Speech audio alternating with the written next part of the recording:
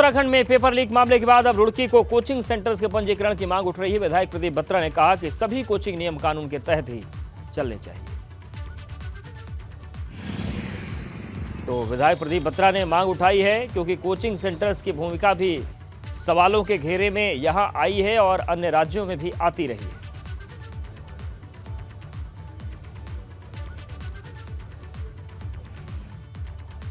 Centre का registration होना चाहिए, एक उनकी लिमिटेशन होनी चाहिए, कितने विद्यार्थी के बारे में पढ़ा रहे हैं, वो क्लासरूम में जगह है नहीं है और क्या उनका पढ़ाने का औचित्य है। शिक्षा विभाग जो इन पर नकेल लगाए और इनको चेक करे।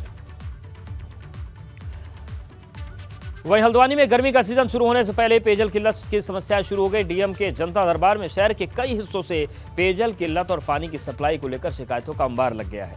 हालांकि इस बार अधिकारी वैकल्पिक व्यवस्था के तौर पर टैंकर्स की संख्या बढ़ाने की बात कह रहे हैं।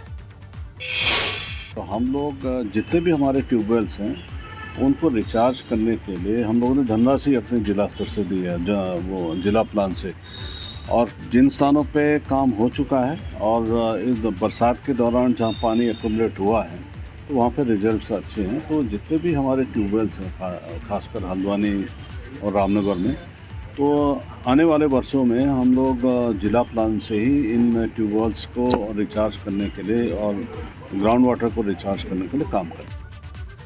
उत्तराखंड बोर्ड परीक्षा की तैयारियां शुरू हो गई। पिथौरागढ़ में बोर्ड परीक्षा की तैयारियां चल रही हैं। बोर्ड परीक्षाएं 16 मार्च से शुरू होंगी और 6 अप्रैल तक चलेंगी। इस बार जिले में कुछ नए परीक्षा केंद्र भी बनाए गए हैं। पिथौरागढ़ जिले में इस बार 12,822 छात्र छात्राएं परीक्षा देंगे। तो 16 मार्च से परीक्षाएं शुरू होंगी और प्रशासन ने परीक्षा की तैयारियों को शुरू कर दिया है। 16 मार्च से प्रारंभ होकर 6 अप्रैल को समाप्त होनी है। इस साल जनपद पिथौरागढ़ में 12,822 परीक्षार्थी एग्ज़ाम देंगे, जिसमें 87 परीक्षा सेंटर हैं और 3 हमारे नवीन परीक्षा केंद्र हैं। 10 परीक्षा केंद्र हमारे पिछले साल के सापेक्ष कम हुए हैं। इसलिए कम हुए हैं कि हमारे अटल उत्कृष्ट विद्यालयों में CBSE द्वारा उनमें परीक्षा होनी है।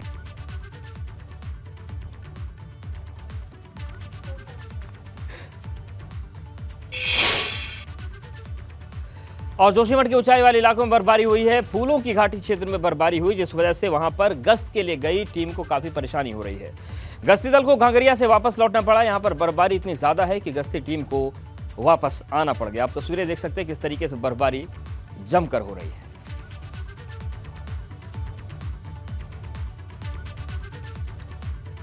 तो मौसम पूरा बदला है। आप देखिए, यही खूबसूरती देखने के लिए पर्यटक जाते हैं, लेकिन बर्फबारी ज़्यादा हो तो फिर आम जनजीवन भी अस्त व्यस्त होता है और कुछ ऐसी ही तस्वीर जोशीमठ में बनी हुई है। पूरी बर्फ की चादर।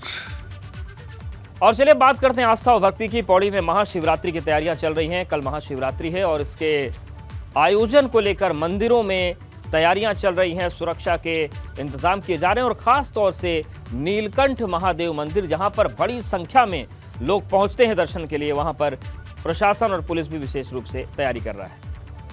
उत्तराखंड में अब ड्रोन का इस्तेमाल बढ़ता जा रहा है। पहाड़ के सीमांत इलाकों में दवाइयां और दूसरे जरूरी सामान पहुंचाने के लिए ड्रोन का इस्तेमाल किया जाएगा। बाकायदा इसके लिए ड्रोन कॉरिडोर बनेंगे। वर्तमान में एक ड्रोन कॉरिडोर देहरादून से उत्तरकाशी के लिए जारी है और इसके अलावा चंपावत, बागेश्वर, अल्मोड़ा, रुद्रप्रयाग और उत्तरकाशी के लिए ड्रोन कॉरिडोर बनाने की तैयारी चल रही है। स्वास्थ्य मंत्री धन सिंह रावत ने कहा कि प्रदेश में स्वास्थ्य सेवाओं में बढ़ोतरी की जा रही है और इसके लिए ड्रोन का भी इस्तेमाल किया जा रहा है। तो आप देखिए, ये तकनीक है ड्रोन की, जो उत्तराखंड के लिए वरदान साबित हो रही है। आप देखिए, दवाइयों की डिलीवरी हो रही है और ऋषिकेश एम्स से दवाइयां भेजी गई थी और ऐसे ही अब ड्रोन की मदद से बड़े स्तर पर स्वास्थ्य सेवाओं और जरूरी चीजों को पहुंचाने की तैयारी है।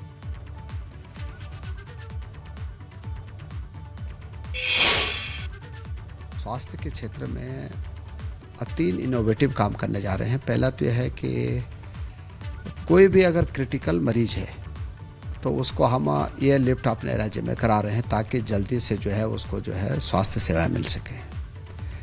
दूसरा, अब हम अपने जो आशा कार्य करते हैं, जो हमारे नीचे के एएनएम सेंटरों में काम करते हैं, जितने भी हमारे वर्कर्स हैं, उनको जो है मोबाइल बाइक दे रहे हैं ताकि वो जो है मरीज को जल्दी से हॉस्पिटल में ला सकें।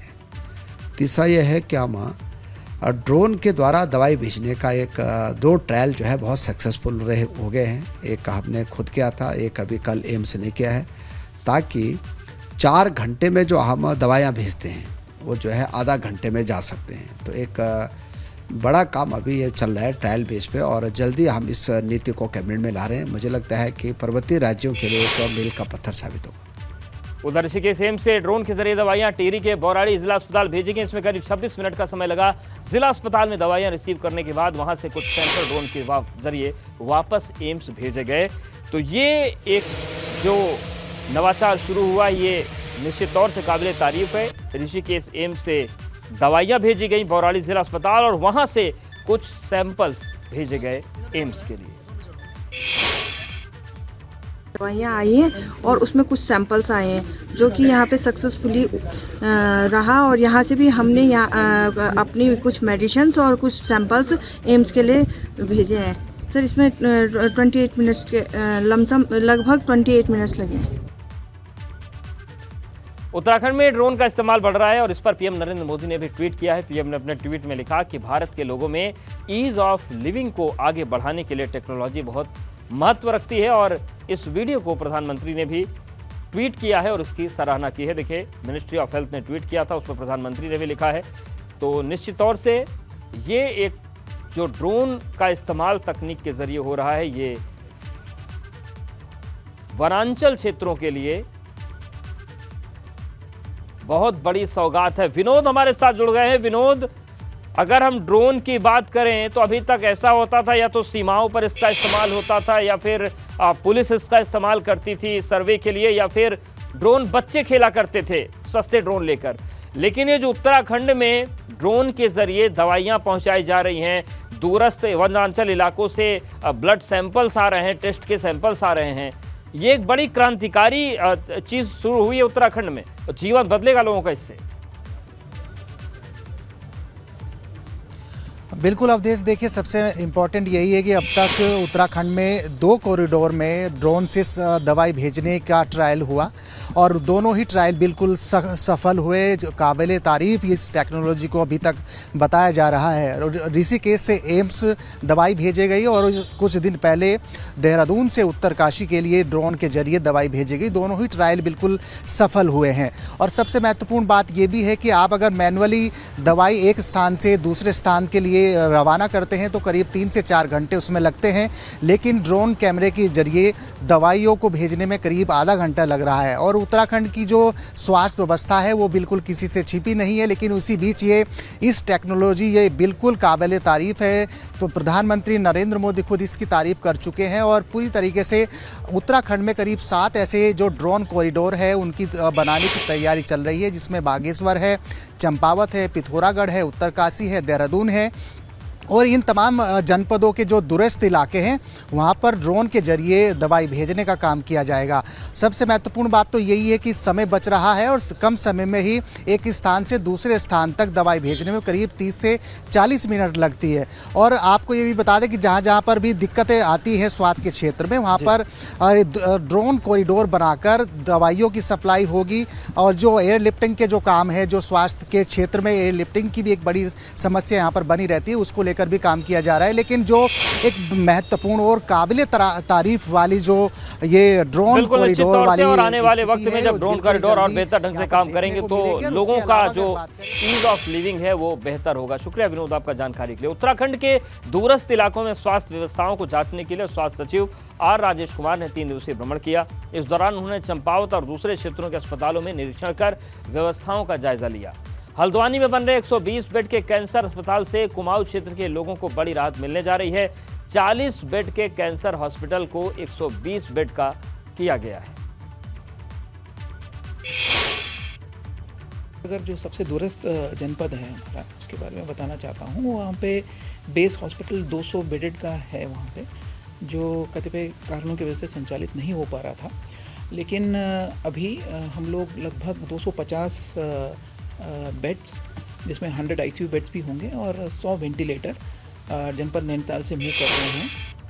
उत्तराखंड के पूर्व सीएम भगत सिंह कोश्यारी आज देहरादून पहुंच रहे हैं। भाजपा नेताओं ने उनके स्वागत की भव्य तैयारियां की है। कोश्यारी आज शाम 4 बजे देहरादून पहुंचेंगे और इसी पर देखिए एबीपी गंगा संवाददाता विनोद कुमार की रिपोर्ट।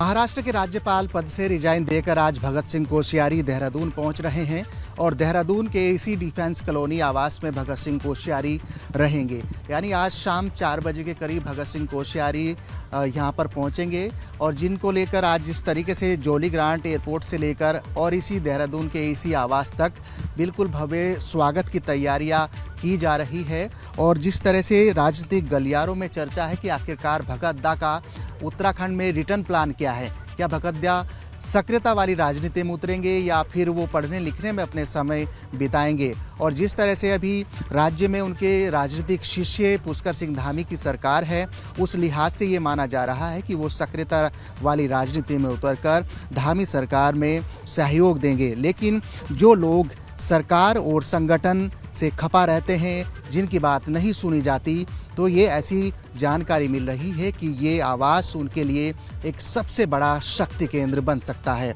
अपने सहयोगी कैमरा पर्सन क्रिस्टोफर लॉरेंस के साथ विनोद कुमार, एबीपी गंगा, देहरादून।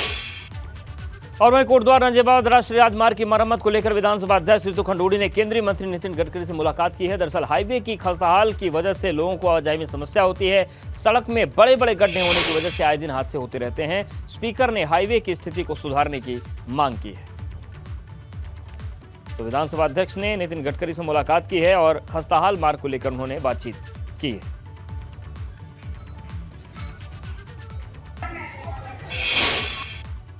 मेरी अभी मीटिंग्स बहुत हो चुकी हैं। मैं सेक्रेटरी से मिल चुकी हूँ। भारत सरकार के हमारे जो रोड मंत्री हैं आदरणीय गडकरी जी, उनसे भी मिल चुकी हूँ। और नजीबाबाद से जो हमारी कौड़िया तक बोआ खाल तक का NH है ये, पर हमें कौड़िया तक इस वक्त देखना है। जल्द होने जा रहा है। थोड़ी सी दिक्कत फॉरेस्ट को लेकर आई है, वो अब उस पर भी मैंने बातचीत पूरी दिल्ली तक कर ली है और मुझे पूरा विश्वास है कि उस पर जल्द से जल्द काम शुरू हो जाएगा। गैरसैंण में इस बार बजट सत्र होने जा रहा है, जिसके तैयारियां चल रही हैं, मगर सत्र से पहले ही विपक्ष के नेताओं के तेवर तल्ख नजर आ रहे हैं। कांग्रेस कह रही है कि पहले सरकार ये बताए कि गैरसैंण स्थायी राजधानी कब बनेगी।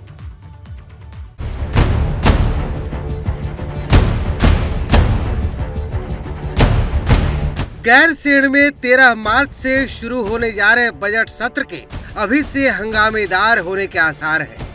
वित्तीय वर्ष 2023-24 के लिए सरकार बजट पेश करेगी। सरकार जहां बजट सत्र की तैयारियों में जुटी है, वहीं विपक्ष सरकार को घेरने की रणनीति बना रहा है।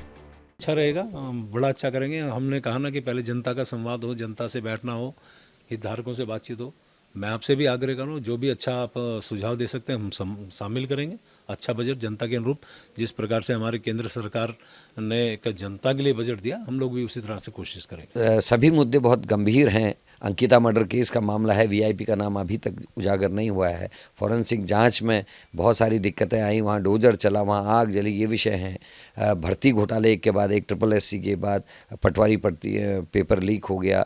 AE-JE की परीक्षाओं में धांधली की बात सामने आ रही है। 2 गोपन के अधिकारी पकड़े गए हैं। तो ये सारे गंभीर विषय ये उठेंगे। बच्चों के ऊपर लाठीचार्ज जो हुआ है और जिस तरीके की धाराएं, संगीन धाराएं उन पर। गैरसैंण में बजट सत्र कराने को लेकर विपक्ष लगातार सवाल उठा रहा है। अब जबकि सरकार ने गैरसैंण में सत्र कराने का फैसला कर लिया है, विपक्ष के तर्कश से सियासी तीर फिर भी जारी है। निश्चित तौर पे अगर उस दिन प्रश्नकाल चलेगा तो हमें खुशी होगी कि मैं पिछले 5-6 साल से लगातार इस मुद्दे को लेकर लड़ा हूँ कि सोमवार के दिन सत्र क्यों नहीं, क्योंकि मुख्यमंत्री से संबंधित जो महत्वपूर्ण विभाग हैं उनका दिवस ही नहीं आया पिछले 6 साल में। तो ये अगर उस दिन अगर चर्चा हो पाएगी तो निश्चित ही प्रसन्नता होगी। विधानसभा का ये बजट सत्र सरकार के लिए कई मायनों में अहम है, क्योंकि इसमें सरकार को अगले वित्तीय वर्ष के लिए एजेंडा तय करना है। मगर विपक्ष के तेवरों से साफ है कि गैरसैंण में इस बार भी गर्माहट जरूर होगी। एबीपी गंगा के लिए देहरादून से पंकज राणा की रिपोर्ट। जोशीमठ आपदा को लेकर कैबिनेट के फैसले पर कांग्रेस सवाल उठा रही है। कांग्रेस प्रदेश अध्यक्ष करण माहरा ने कहा कि आपदा प्रभावितों को बद्रीनाथ की तर्ज पर वन टाइम सेटलमेंट नहीं किया गया।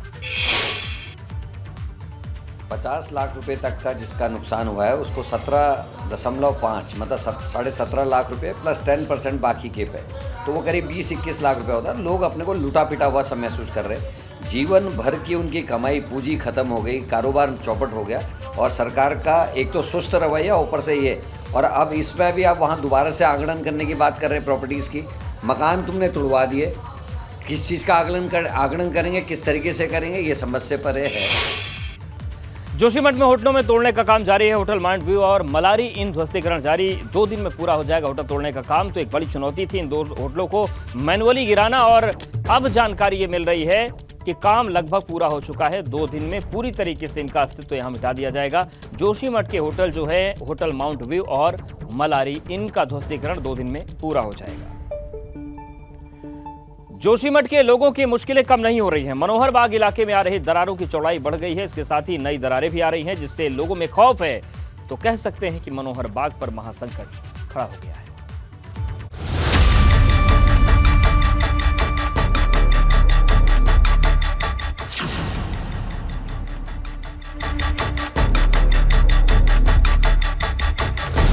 जोशीमठ शहर इस समय सबसे बड़ी त्रासदी झेल रहा है। अभी भी कहना मुश्किल है कि जोशीमठ का भविष्य क्या होगा। सवाल ये है कि क्या शंकराचार्य का ये शहर सही सलामत बच पाएगा।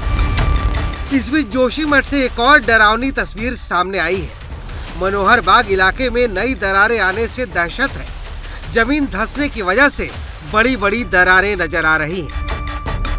एबीपी गंगा कुछ रोज पहले मनोहर बाग के उस इलाके में पहुंचा था जहां पर ये दरारें आ रही हैं। तब भी दरारों की चौड़ाई काफी ज्यादा थी। ये जोशीमठ का मनोहर बाग इलाका है, जो कि रेड जोन यानी डेंजर जोन में ये आता है। और यहाँ पर आप ये देखिए खेतों की स्थिति, इतनी बड़ी बड़ी और गहरी दरारें आ गई हैं। और ये दरारें ऐसा नहीं है कि सिर्फ एक जगह पर है, ये दरारें लगातार बढ़ रही हैं। और आप आगे तक तस्वीरों में देख सकते हैं किस तरह से ये दरारें आगे तक हैं। और ये पूरा का पूरा इलाका, यहाँ से जिस खेत में मैं खड़ा हूँ आप देख सकते हैं थोड़ा झुका हुआ नजर आएगा। यही वजह है कि यहाँ पर इस इलाके में सबसे ज्यादा मकान भी खतरे की जद में है, और यहाँ से ज्यादातर मकानों से लोगों को शिफ्ट कर दिया गया। इस इलाके में बड़ी तबाही हुई है। मकानों की हालत ऐसी कि जैसे यहाँ भूकंप आया हो। ये देखिए मैं गौशाला के बाहर हूँ, किस तरह से पूरी की पूरी गौशाला की दीवार गिर गई। और ये देखिए इधर मैं आप सामने भी आपको दिखाऊंगा, ये देखिए किस तरह से दरारें लगातार बढ़ती जा रही हैं। और ये पूरा स्ट्रक्चर आप देखिए इसको आगे तक, ये पूरा स्ट्रक्चर यानी गौशाला के साथ लगा हुआ एक और ये स्ट्रक्चर था, ये भी कभी भी यहाँ पर गिर सकता है। यही वजह है कि इस पूरे इलाके को रेड जोन घोषित कर दिया गया है। प्रभावित परिवार एहतियात के तौर पर अपने घर खाली कर चुके हैं, मगर उनके जेहन में आपदा का खौफ बरकरार है। मदन प्रसाद जी, कब से ये सिलसिला शुरू हुआ? ये दिसंबर से शुरू हुआ। ये दिसंबर 20 तारीख के बाद हुआ ये। अच्छा, 20 तक ठीक था सब? हाँ 20 तक। फिर ये पहले इसमें धीरे धीरे दरारें आई, फिर ये कोना गिरा जी है। उसके बाद ये 1 तारीख के बाद तो ये सारा पूरा ही हो गया। तो जब शुरुआत में दरारें आई तो आपने किसी को बताया इसके बारे में? हाँ बताया था साहब, मैंने एप्लीकेशन लिखकर नगर पालिका में दी थी। मनोहर बाग में सबसे ज्यादा हैरानी इस बात पर हो रही है कि दरारों को मिट्टी में डालकर भरने की कोशिश की गई, साथ ही पॉलिथीन से भी ढका गया था, मगर बारिश ने प्रशासन की कारगुजारियों को उजागर कर दिया। ऐसे में सवाल ये है कि क्या इन हालात में जोशीमठ शहर को बचाया जा सकेगा। एबीपी गंगा के लिए जोशीमठ से अजीत सिंह राठी के साथ ब्यूरो रिपोर्ट। वहीं उत्तरकाशी में जोशियाड़ा बैराज पर निर्माण पर काम सवाल उठ रहे हैं। एबीपी गंगा पर खबर दिखाए जाने के बाद जल विद्युत निगम ने आनन फानन में मरम्मत का काम शुरू कर दिया है, मगर जिस जगह पर काम होना था वहां के बजाय दूसरी जगह पर काम किया जा रहा है। तस्वीरों में साफ साफ नजर आ रहा है कि पिलर में बड़ी बड़ी दरारें पड़ गई हैं, मगर इस जगह काम न कराकर दूसरी जगह काम करवाया जा रहा है।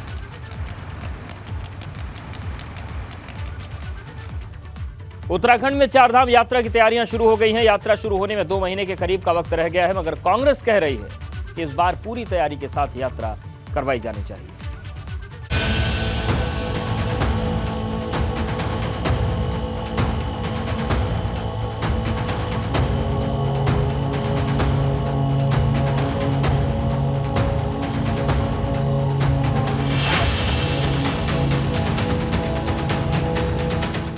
सर्दी का मौसम विदाई लेने जा रहा है।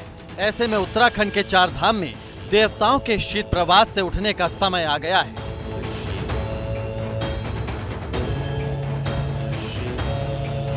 अप्रैल महीने में 4 धाम यात्रा की शुरुआत होगी। सरकार की कोशिश है कि इस बार भी 4 धाम यात्रा सुचारू रूप से चले। देखिए, 4 धाम चूँकि पिछली बार भी हमारे लिए चुनौती थी और बहुत सारे काम पिछली बार और जो लोगों के सुझाव थे या हमें लगता है कि और अच्छे हो सकते हैं, हम कोशिश करेंगे कि उन सभी पर इस बार काम हो और जो कुछ काम हमें और करने की आवश्यकता थी इस यात्रा में हम करें। इस बार 22 अप्रैल से 4 धाम यात्रा की शुरुआत होने जा रही है। 27 अप्रैल को बद्रीनाथ धाम के कपाट खुलेंगे। महाशिवरात्रि के दिन केदारनाथ धाम के कपाट खोलने की तारीख तय हो जाएगी। हम लोगों ने किसी भी तरीके से यात्रियों को सुविधा ना हो और रेट से पूर्ण रूप से ओपन करते हुए बहुत महंगे टिकट्स ना बेच सके, इसलिए जब टेंडरिंग में ही हम लोगों ने इस बार सीलिंग दे रखी हुई है कि कितनी सीमा तक वो इस बार टेंडर्स में अपनी प्राइस डाल सकते हैं। तो मेरे ख्याल से थोड़ा ज़रूर उसमें वृद्धि होगी। 4 धाम यात्रा शुरू होने में अब 2 महीने के करीब का समय बचा है। सरकार अपनी तैयारियां पुख्ता बता रही है, वहीं कांग्रेस सवाल उठा रही है। 4 धाम यात्रा को लेकर के हमारी पूरी तैयारी है और इसमें जहां भी धसाव हुआ है या कोई अवलांच आया है उन सबका जो है ठीक किया जा रहा है और पूरी तरीके से हमारी तैयारी है और उसका रजिस्ट्रेशन भी हमारा शुरू होने वाला है और काफ़ी प्रचार प्रसार भी हमने किया है। उत्तराखंड के लिए बहुत आवश्यक है कि व्यवस्था चाक चौबंद हो, क्योंकि हमारी आर्थिकी से लेके हमारा प्रचार, हमारे प्रदेश की इज्जत का सवाल है। लेकिन जो केदारनाथ धाम, बद्रीनाथ धाम के टाइम पे जो 4 धाम यात्रा हुई, उस समय जिस तरीके की चीज़ें देखी गई, वो निश्चित ही उससे मन घबराया हुआ है और हम चाहेंगे ईश्वर सद्बुद्धि दे और इनको क्षमता भी दे कि इस बार की जो यात्रा है वो सफल रहे। आज समीक्षा बैठक ले चुका हूँ घोड़े खच्चरों के ऊपर, उनकी व्यवस्थाओं के ऊपर, उनके ऊपर जो क्रूरता हुई थी वो इस बार ना दोहराई जाए उसके ऊपर। और इस बार जैसे केदारनाथ यात्रा है उसके लिए हमने बहुत अच्छी व्यवस्थाएं करी हैं। हमने घोड़ों के जो टोकन है वो पहले ही इशू करने की बात कर दी है, रजिस्ट्रेशन पहले कर देंगे। पिछले साल 4 धाम यात्रा पर करीब 46 लाख यात्री पहुंचे थे। सरकार को उम्मीद है कि इस बार यात्रा पर श्रद्धालुओं की संख्या और ज्यादा रहेगी, इसलिए सरकार तैयारियों में कोई कोर कसर नहीं छोड़ना चाहती है। एबीपी गंगा के लिए देहरादून से पंकज राणा की रिपोर्ट।